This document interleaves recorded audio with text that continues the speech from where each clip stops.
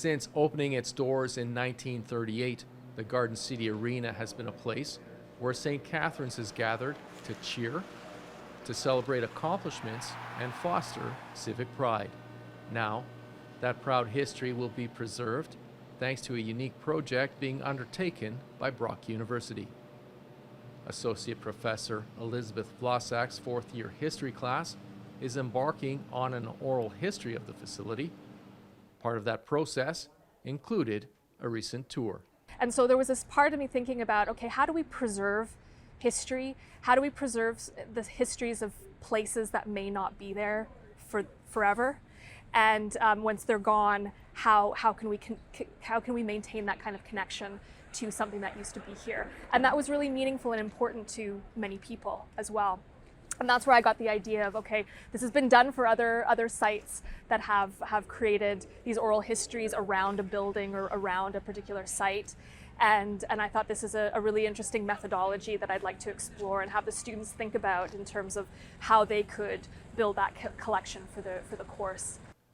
With weeks of classroom learning and a site tour complete, students are now preparing for the most critical aspect of the project. Next, we are looking to do a main community collecting event, so really reaching out to the community and asking the community to come forward with pictures or memories or stories, or even just to give their name and contact information so we can get in touch with them later on to do more of a formal interview process and start building the collection. What we're hoping will happen is that by interviewing people my age or maybe even younger, we'll be able to get a good experience of what this arena and its associated arenas was to St. Catharines in the older days and even up to today. It's an opportunity to jog people's memories, to get these memories that are perhaps not necessarily immediate, because these are things that may have happened to people a long time ago, but it still will bring those memories back in a way that wouldn't happen if you were just asking them in another space, another room, even in their own home. The biggest challenge is always getting people to talk. Kathleen Powell from the St. Catharines Museum participated in the tour and has been a sounding board for the class as they prepare to gather the public's memories of the arena.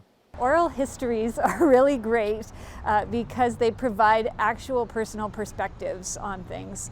It's not really the same as having a written history of something that can be very curated, so to speak, but oral histories really bring in people's personal emotions and connection when they're talking about something, and you can really feel that personal connection if you're listening to an oral history versus if you're just reading about it. Do you feel that sometimes maybe people are reluctant to step forward thinking that maybe what they have to share isn't that important? Yeah, that's usually what happens with oral histories and with recorded histories, is people don't think that their story is important enough to be in a museum or to be in a collection of some sort or an archive. And so it's really just finding ways to bring people out and to really put forward that idea that everybody's story is history. More information on the November 27th Community Memory Collecting event can be found online. In Niagara, you're watching The Source on your TV.